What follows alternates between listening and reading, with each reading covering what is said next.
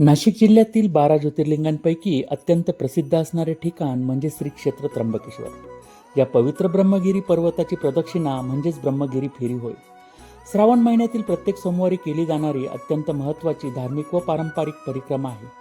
ही फेरी साधारणतः 25 ते 30 किलोमीटर असल्याची मान्यता स्थानिक रहिवासी करतात. सुरुवात कुशावर्त तलावावरती स्नान करून भोलेनाथांच्या ज्योतिर्लिंगाचे कळसाचे दर्शन घेऊन करतात. या मार्गात प्रयाग तीर्थ, नाग तीर्थ, राम तीर्थ अशी विविध तीर्थक्षेत्र व मंदिरं लागतात. काही भाविक तर अनवाणीही पायी चालतात. श्रावणात हिरवीगार वनराई, डोंगर व धबधब्यांच्या सानिध्यात हा प्रवास पूर्ण होतो.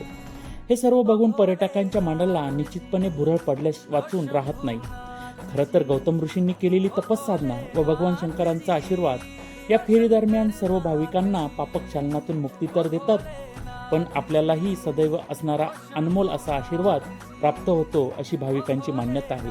चला तर आपणही ही ब्रह्मगिरी फेरी पूर्ण करूया. आपण बघू शकता या श्रावणच्या दुसऱ्या सोमवारी भाविकांची मोठी गर्दी या ठिकाणी आपल्याला दिसून येते. अगदी लहान लहान बालकही या ठिकाणी अत्यंत चांगल्या पद्धतीने या फेरीसाठी येत आहेत. बाळा, तुझं नाव काय? सान्वी. अच्छा, तू कितवीला आहे बाळा? दुसरीला आहे. आता कुठे चालली तू? ब्रह्मगिरीच्या फेरीसाठी. बरं, आता तू मला एक सांग, इतक्या लांब फेरी आहे, तुला आनंद होतोय का? सगळ्यांसोबत यायला मजा वाटते? अच्छा, बरं. ओम नमः शिवाय. अगदी सुंदर पद्धतीचं गार्डन या ठिकाणी बनवण्यात आलेलं आहे. आपण बघू शकता पूर्ण निसर्गाचं हे विहंगम दृश्य आपल्याला कदाचित इतर ठिकाणी बघायला मिळणार नाही, पण त्र्यंबकेश्वरला आल्यानंतर मात्र आपल्याला निश्चितपणाने निसर्गातील हे धबधबे आणि अन्य निसर्गाचं मनमोहक रूप आपल्याला या ठिकाणी बघायला मिळेल.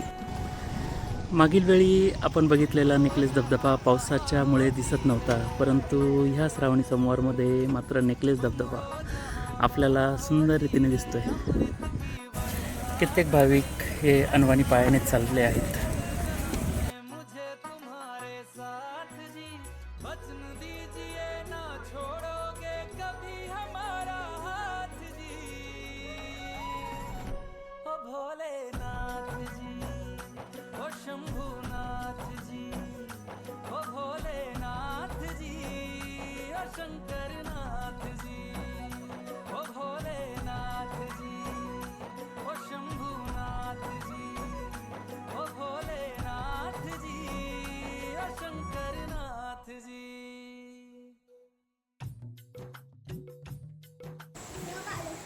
मित्रांनो, आपण जसं जसं फेरीला पुढे जातो त्या ठिकाणी आपल्याला फेरीच्या दरम्यान एक प्राचीन नागतीर्थ आपल्याला या ठिकाणी बघायला मिळेल.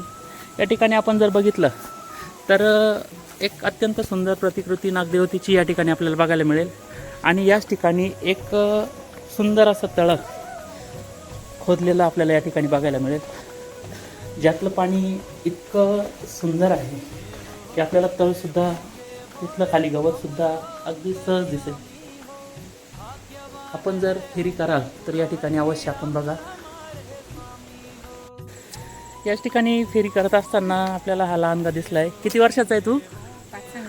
5 वर्षाचा आहे. काय नाव आहे तुझं? नीलज. शाळेत जातो तू? नाही जात. अगदी छोटी छोटी बालकं आपल्याला या ठिकाणी फेरीच्या दरम्यान बघायला मिळतील.